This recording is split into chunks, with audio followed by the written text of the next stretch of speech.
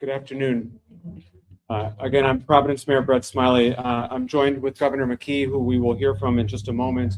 We're also joined by Senator Jack Reed and Congressman Gabe Amo, and we will hear from Senator Jack Reed in a moment on behalf of Rhode Island's federal delegation, who've been in touch with us throughout this incident over the last day. And as both the governor and I have said on multiple occasions, the amount of federal resources and cooperation that we've received is extraordinary. And that extends to our representatives here in Rhode Island. And then finally, Colonel Oscar Perez will give an update as well. At this time, we have no update to share on the investigation. It is ongoing. There's no reason to believe that we've hit any roadblocks other than to say that we are doing what we know how to do in cooperation with our law enforcement partners to ensure that we adequately, thoroughly investigate the situation. And when we are ready to make a further announcement, we will do so. We know there's some information circulating, but we will not share any information that might compromise our investigation or future charges. So at this time, we have no official updates to share with respect to the investigation.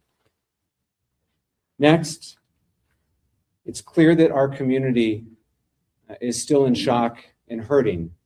And now that the initial phase of the investigation has made some progress, we're turning our attention to caring for our neighbors, both the Brown community, the broader Providence community, and truly all of Rhode Island. The city of Providence has stood up a website, the address of which is providenceri.gov/community response resources. There you can find a long list of community resources for mental health care, what to do in the event of trauma, how to help talk about events like this with your kids, to try to help families, neighbors, community members start to understand how to process that which has been so difficult for us. Finally, the Providence City Council, who've been excellent partners, and again, we're joined by leaders from the City Council, including the councilman for this area, Councilman John Gonsalves, is inviting the Providence community and really anyone who'd like to join us tonight at 5 p.m. at Lippitt Park, where there had been a previous plan to light a Christmas tree and to light a menorah for the first night of Hanukkah. And for those who know at least a little bit of the Hanukkah story, it is quite clear that if we can come together as a community and shine a little bit of light tonight, I think there's nothing better that we could be doing as a community. And so please know you're all invited to Lippitt Park tonight at 5 o'clock. Lippitt Park is at 1008 Hope Street, and all are welcome. Certainly Providence Police and other folks will be on hand to make sure that we are all can be in community without any concerns tonight. I'd like to note that Family Services is here with us today, Margaret Holland McDuff. She is one of those community resources that has become available. I'd like to also acknowledge that United Way of Rhode Island and their 211 system has been helping, and leaders from the Nonviolence Institute have been assisting with families in the hospitals. Additionally, Treasurer James Diosa and his Victim Compensation Fund has already been in touch to ensure that his office is doing everything that they can. Before I turn it over to the governor, I'll just share that a couple hours ago, I was at the hospital. I know President Paxton has been several times, but I had a chance to meet with a few of the victims and their families. And while they are receiving excellent medical care, and I want to thank the professionals at Brown Health and Rhode Island Hospital, the professionalism, these folks, just like our law enforcement professionals, have been up all night working, but the level of care and professionalism that they are exhibiting is extraordinary. These survivors are receiving excellent care, and the resilience that these survivors showed and shared with me is frankly pretty overwhelming. It pales in comparison what they've gone through for the rest of us here. We're all saddened and scared and tired, but what they've been through is something entirely different, and yet they showed courage and hope and gratitude for how this community has stood up for them and how the healthcare providers cared for them. couple of the family members who I had a chance to speak with are so grateful for what they've seen and heard of the outpouring of support from this community. And so I want to relay that to all of you, that they're watching what's happening also, and their healing is improved based upon all of the positivity and love and care that they've seen from not just the Rhode Island community, but frankly, the national community. And so thank you. Governor McKee has been an incredible partner through all of this. And I'm grateful for his leadership and the compassion that he's shown and the relentless focus he's had on those individuals who are recovering in the hospital right now. And I'd like to invite the governor to say a few words. So today, Brown students and the community is suffering and they're in pain. So please let the President and the Brown community know that we stand with you. So as we start this second day of this tragedy, I do feel as though it's important to really point out Mayor Smiley and his team, first responders, state police and our federal partners, Brown University, the staff at the hospitals, and as the mayor said, the media who has been able to really put out the information that I'm sure is going to help accelerate the fact that we have someone in custody. The mental health support. The community needs our compassion and our support as the process of this horrific event unfolds. As governor and as a Rhode Islander, I get to speak on behalf of the people of the state of Rhode Island. As a dad, as a grandparent, it hits home to us, all of us, me included.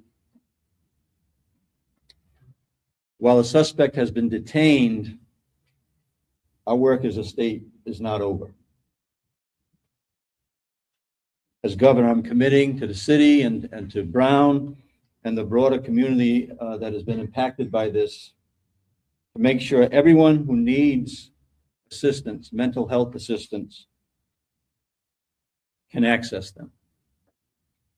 Last night, we activated the state's trauma response team to help coordinate mental health resources with all partners. And to everyone in the nation, because this is a national event. I've had calls, like I said, personal calls with Hawaii, dad that is a freshman at Brown University.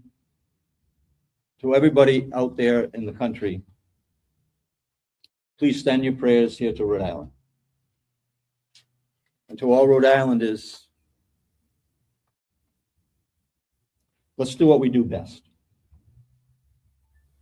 Let's stand by and support our neighbors when they most need it.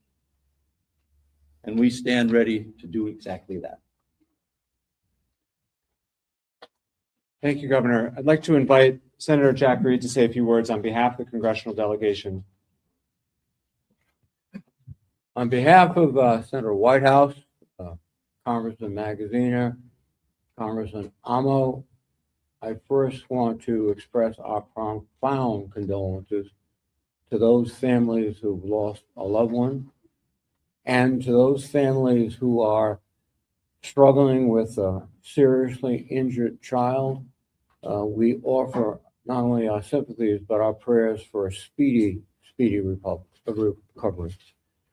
I must commend the leadership. Mayor Smiley has done a superb job. The governor has done a superb job. The president, President Paxson, and the Provost Doyle have also stepped up and done a superb job. We are also, I think, particularly indebted to the police officers and the firefighters from Providence, the Brown University Police Department, many departments, both police and fire from across the state of Rhode Island, our state police, and a special word of praise and thanks to our federal law enforcement officers, the FBI, the ATF. They have been instrumental, critical in the progress of this investigation so far. I received a call from Attorney General Pam Bondi, and I shared my praise and thanks for the assistance of federal authorities. This has been a horrible, terrible moment.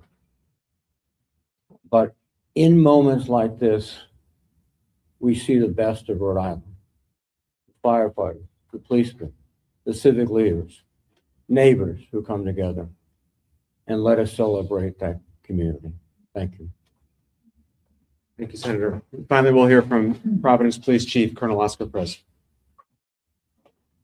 Thank you, Mayor. So yeah, the message is the same. I'll echo the message from the mayor earlier as far as where are we with the investigation.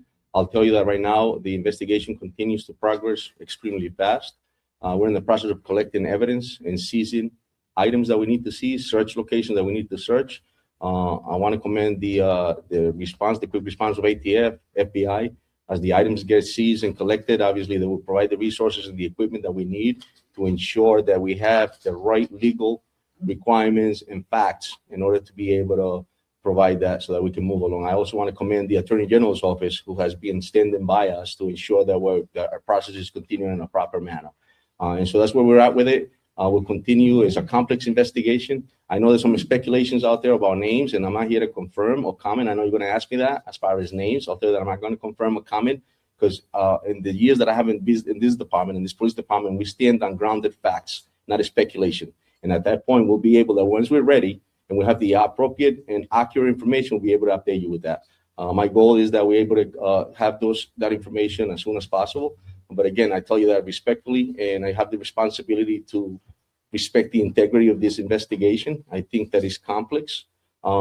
Any detective that worked last night and all the agents that worked last night, I have responsibility to respect the work that they're doing.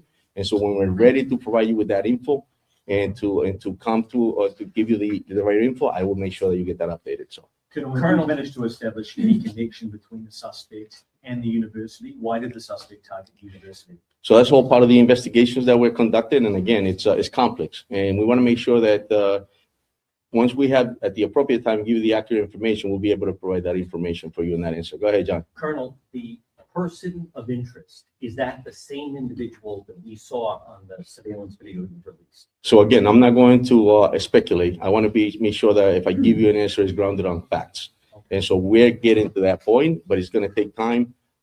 Detective work is not something that you can answer or solve within a minute. It takes time, and we have to make sure that we have the right evidence in order to prosecute somebody properly. So, Colonel, what led you to Coventry? What led you to the Providence Police there, Coventry Police, FBI? So I'm not going to confirm or comment on locations again, John. I'll tell you that. I'm going to tell you exactly what I'm telling you is the fact that we're going to continue progressing on this complex investigation to make sure that we have all the facts together in order to be able to give you what you're asking. Do you feel better now than you did last night at midnight? Absolutely. I think the great work of the men and women of this department, the collaboration with the different federal agencies, the fact that we are standing here all together and we've stepped up and we're making sure that we have the right answers and that we can continue on to bring peace, as the mayor stated, and calm to this city. It's a beautiful city and it's something that we take pride of. And so, yes, I feel much better. Colonel, over here, sir. Pat, and then the guy Can you talk to us about the process? The most common question I've gotten in the last 24 hours, it revolves around the fact that Brown University is the most camera-ridden, most responsive piece of real estate in Rhode Island. And yet there seems to be little or no video evidence outside of that clip. You know, respecting the investigation, is there a lot more video that we're just not able to see yet because of the ongoing investigation? Or is there simply no video? So what we shared with you the other day is what we have that we could share, and then we'll continue to, again, we're continuing to collect evidence. As we speak, we have detectives out there trying to continue to find. So I don't want to tell you that there's no more video because we might find something within the next few minutes. So yes, it's possible, but what we gave you the other day is what we have. Go ahead. So Colonel, if you wouldn't mind, 2 questions here. Can you talk to us about the process of releasing this 10-second clip to now someone's in custody, kind of how you all are working together to garner that information? Someone being detained, rather. Correct. And so, yeah, someone being detained, it led us to that point as far as like when we started, obviously, it's a fast move. It's a quick response right from the beginning. Once we get the call, and you pull up to a scene, obviously as chaotic as it was, and then it gets to a point that now we're asking the public for help. Tips come in, federal agents come in. At that point, prosecutors respond, detectives get to do the work, and so that's where we started. And then we ended up getting obviously to a point where we find someone of interest, we bring him in, but we're I'm pretty confident in the work the men and women have done of the department. But I got to respect their work. Some of them haven't gone to sleep. And so I have to respect the fact that they're going to continue and give us what we need in order to be able to prosecute somebody properly. We like this. And then second question here.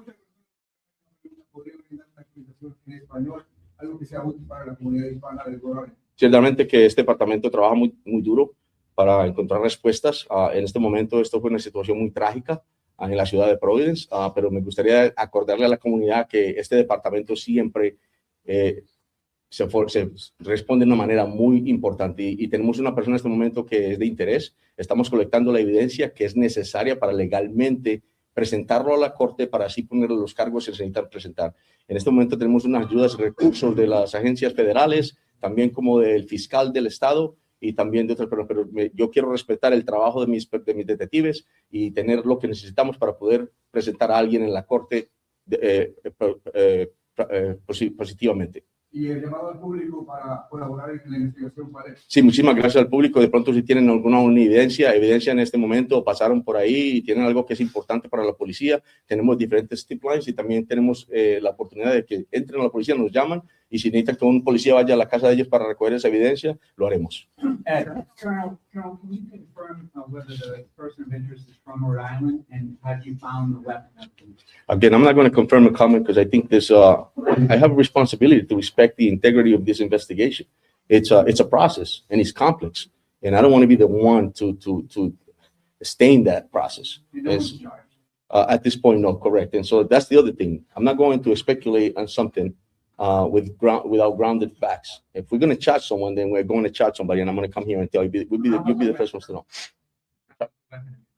Again, we're in the process of collecting evidence. We're in the process of typing search warrants as needed, and we're in the process of doing what we need to do in order to be able to get those items. Right here. We heard of some people who work in the building who say they had some safety concerns, specifically with the lack of cameras in this building where the shooting took place. Do you know if there were cameras in the building? What was the security like in that building? Again, I'm not going to comment as far as what was at this facility or what you're being told by or what information you're getting from somebody, but I can comment on the fact that we are working with what we have.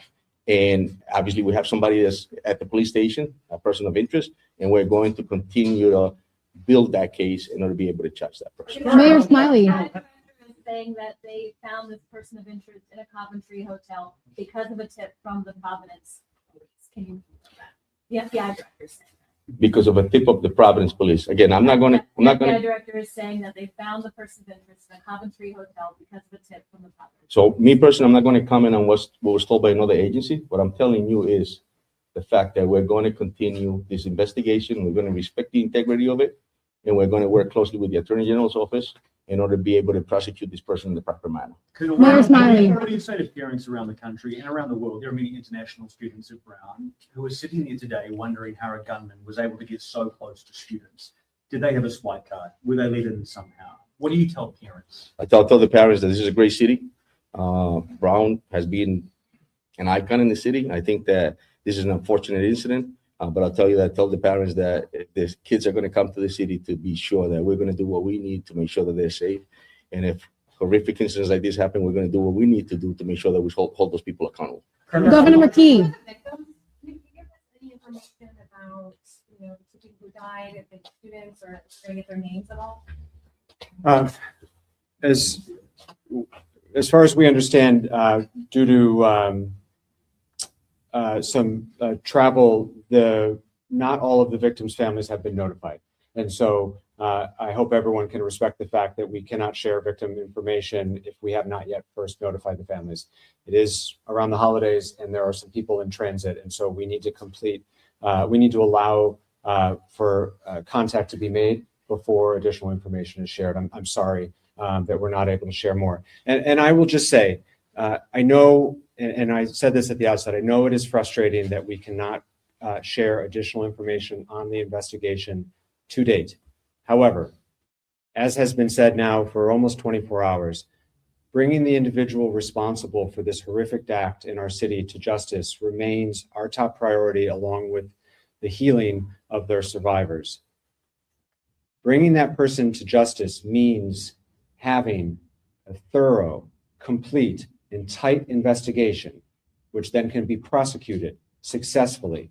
That's how we bring justice to the individuals involved here. And so while it may be frustrating for certain members of our community to feel like we're not being fully forthcoming with some of the details, the reason that we are not sharing details that are unconfirmed is that it could compromise our prosecution. And hopefully everyone can appreciate that the top priority is in fact bringing a semblance of justice and closure. And the way in which we do that is with the strongest case possible that we can present, that the Attorney General will prosecute. And so we will not share any details that we feel could compromise that future prosecution for the sake of justice for the families.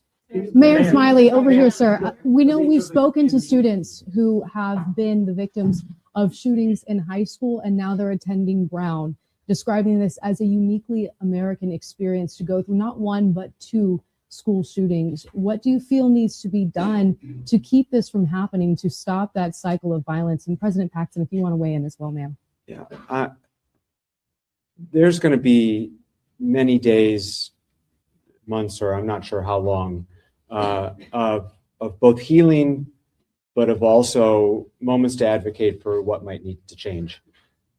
I'm speaking for myself, at least, that's not today. We still have an active investigation underway. We still have students in the hospital. I won't be shy about sharing what I think needs to be done to make my community safer, but I'm not doing that today. What I will say is when I was at the hospital today, one of the students that showed tremendous courage literally said to me, you know, that active shooter drill they made me do in high school actually helped me in the moment. Which at the same time provided me hope and was so sad. We shouldn't have to do active shooter drills, but it helped. And the reason it helped and the reason we do these drills is because it's so damn frequent. And so there'll be plenty of time, at least from my office, and I don't speak for any of the other public officials here. They're welcome to share if they so choose. There'll be plenty of time to talk about what advocacy and policy changes should be made. But we're still very, very much hard at work at the task at hand. And that is to be able to bring charges forward on the person responsible. Sir. And then can you show the nature of the conditions again? I know you did that this morning, but is everybody out of the woods? The conditions have not changed as far as I understand. And so, as was said earlier this morning, one individual has been discharged. One individual remains in critical but stable condition, and the other 7 are in stable condition. I will say I had conversations with 4 of the students, and they were talking to their healthcare providers, and so if there are status changes, we'll be sure to share. Mayor, I have a question for you. People are asking, are you expecting to do continuous status updates throughout the day, such as this, or can they expect at a future press conference that there'll be additional information? What is your plan for keeping the public informed throughout this afternoon? Yeah, thank you. Our expectation is that this is likely our last press conference here at the Brook Street Fire Station. We set up here last night because we're on the edge of campus. There was a lot of work happening all around us. They're still processing evidence on campus, but that crime scene is wrapping up. Most of the streets, other than immediately outside of the building, have been reopened. And so we do expect to provide future updates. We will likely provide those at the Providence Public Safety Complex, and we will provide them as there are meaningful updates to share. I know that it can be frustrating for some when the update is that there's no update. But in the absence of progress, and what's important is that the investigation take the time that it needs to be right. And so when we have no update to share, we will say there's no update to share.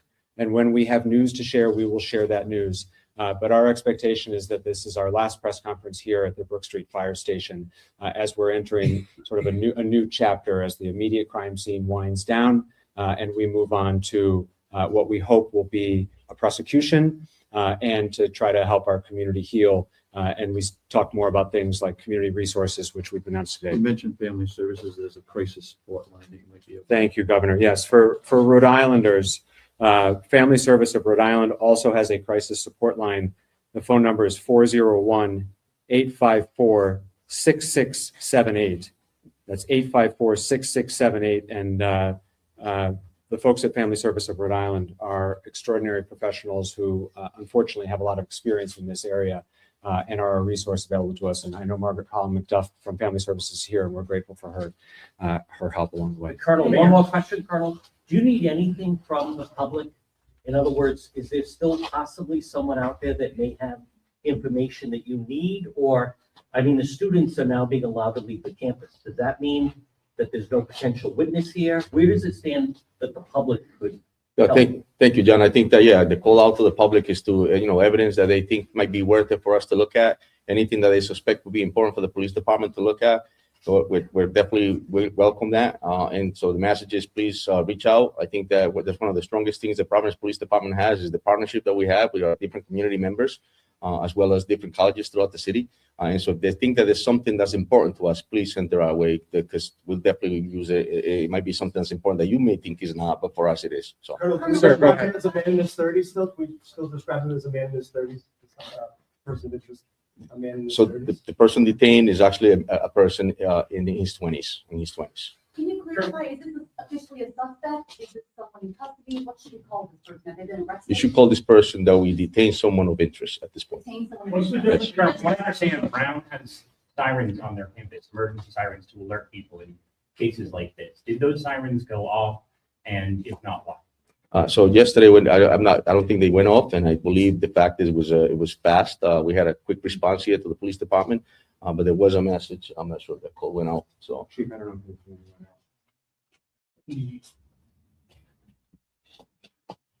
The sirens did not go off. Their original information that we received was from the officer who did not receive a call. The officer saw some of the students running from the location, and so it was an immediate response. Colonel, one more question. Hold on, John. Can you talk about just what went into alerting the greater Brown area community, people who aren't Brown residents, maybe RISD students or faculty, people in that area, what went into alerting others? For our community, it was our emergency notification system, some of which is shared by RISD. The rest was from the city of Providence. Colonel, can you just, Colonel? Go ahead, please. Can you tell us, does the person of interest have any connection to the Brown University community? And there was some report that he went into that building and yelled in the classroom. Do you have any more information about that? So again, it's all details that are important. It's all part of the complex investigation that I spoke about earlier. I'm not ready to confirm or comment on any of that. Again, I got to respect the process. And so at this point, we're just going to continue like the mayor stated. It's complex, but we want to make sure that we have a successful prosecution. And that's more important to me than right now to give you something that just, it could, it's not appropriate. Colonel, have you started process, search warrants, any sort of legal process to figure out the motive? Yeah, so at this point, we're coordinating with the Attorney General's office. We're working very closely with them. We're collecting evidence. We're in the process also of interviewing individuals. And so that's where we're at now. That's correct, sir. Yes. Colonel, the incident happened yesterday around 4:00. Can you just touch on, it sounds like within 12 hours, you had a person of interest. Can you just talk about Correct. that? It's That's just a short window. It's hard work. It's just it's like it's all hands on deck. An incident of this nature, I think, takes a lot of resources. I think the fact that we work closely with the federal partners and different municipalities, the men and women of the Providence Police Department, the detectives, outstanding work, and I think that's why we have been able to move forward as we have in progress in such a fast manner in order to have somebody detained at this point. President Paxton, please, if you. And how long do you have to further the investigation So you either have to charge him or release him. Again, a situation like this, we have basis enough to bring somebody in based on a lot of different facts. And so those facts are the ones that are allowing us to have that person detained at this point, which I cannot comment as far as what those facts are. Oh, we have a question for President Paxton now. President Paxton, How long do you have if to you, charge him before you have to release him? Again, it's moving pretty fast, and we will have an answer as fast as we can. So President Paxton, if you can, we know that these students were studying for their finals in the midst of their schoolwork here, and now students have been told classes are canceled, finals are canceled. Can you talk about kind of the complete shift that this community is in right now, going from studying to now almost a ghost town as people are being reunited with their families? Yeah. So thanks for the question. It is a big shift and not the way we hope to end this semester, obviously. I was in what we call the Ratty or main dining hall today. There were a lot of students gathered there. They are amazing and they're supporting each other. Talk to me about the emotions you're feeling right now because you care for these students. Yeah, I do. And, right now, I think, as the mayor was saying, the students in the hospital, I talked to all but one of them, the students on campus, there's just a lot of gratitude right now. And they're remarkable.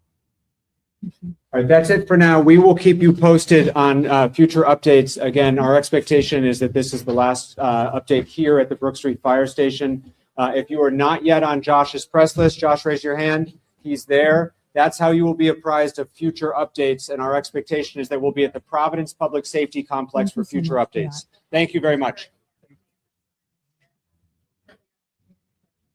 President Paxton, thank you so much for that. I know your heart's breaking, and so I appreciate you being so. Thank you guys. Thank you. Mayor Smiley, thank you so much. Thank you. Welcome with Who CNN. CNN. Yeah, Great. you were on our air this morning. I was. And, I Yeah. appreciate you being so willing to talk to us about everything and how transparent you all are. Right. Thank you. Thank you.